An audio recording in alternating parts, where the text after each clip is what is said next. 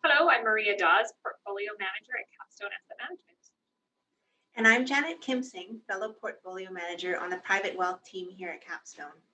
So it's back to school, and I guess I am using that term loosely because this will look a lot different for everybody who has kids in school.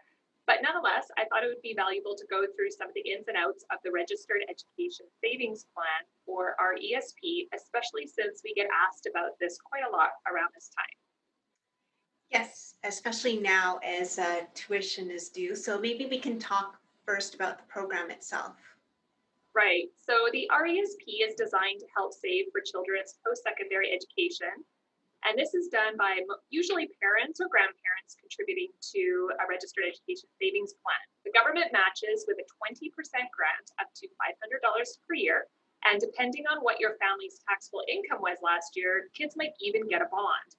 Children in BC, when they turn 6, they get $1,200 automatically. You just have to have a plan open. You don't even need to contribute to it at all. So that's actually a lot of free money. So the government grant portion is 20% of your contribution, up to a maximum of $7,200 per child over the lifetime of the plan.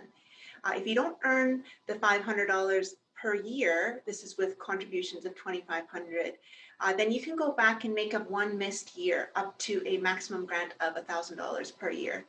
And we should also add that the last year to get the grant is the calendar year in which the child turns 17. So that's an important age to remember.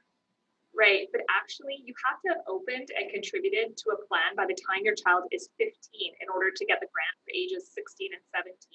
So really, the more proactive you are when your children are young, the better it is, especially because these plans grow tax-free. So let's now fast forward to the time when we have kids entering post-secondary education and what that looks like, because tuition is due, parents want money for this tuition, so how that all works. Right, so once we have proof of enrollment to an eligible post-secondary institution, you can start taking money out of the RESP. One thing to note is that the plan doesn't care how much the tuition is. They just care if the child is in an eligible school and if they're in full-time or part-time. In fact, I've seen parents withdraw money for a car purchase or some other big expense because we all know that kids sometimes need more than just tuition and books paid for. So long as the child is in school, then usually the withdrawal is fine. But that said, what sometimes throws parents off is that they have to choose what portion they want to be taxable to their child and what portion is non-taxable. So a quick rule of thumb, if the money was free, i.e. it was government grants or bonds, or its growth, then this is taxable to the child when withdrawn. But the parents or grandparents portion that they contributed can be withdrawn tax-free. So that's something that a parent needs to decide, and we can help with that conversation. If, for example, a child is doing a co-op term and plans on making a decent amount of money during that time, it may be best to make the withdrawal from the RESP non-taxable. However, if we have a student entering first year and does not plan on working at all, then it would make sense to make most, if not all, of the withdrawn funds taxable.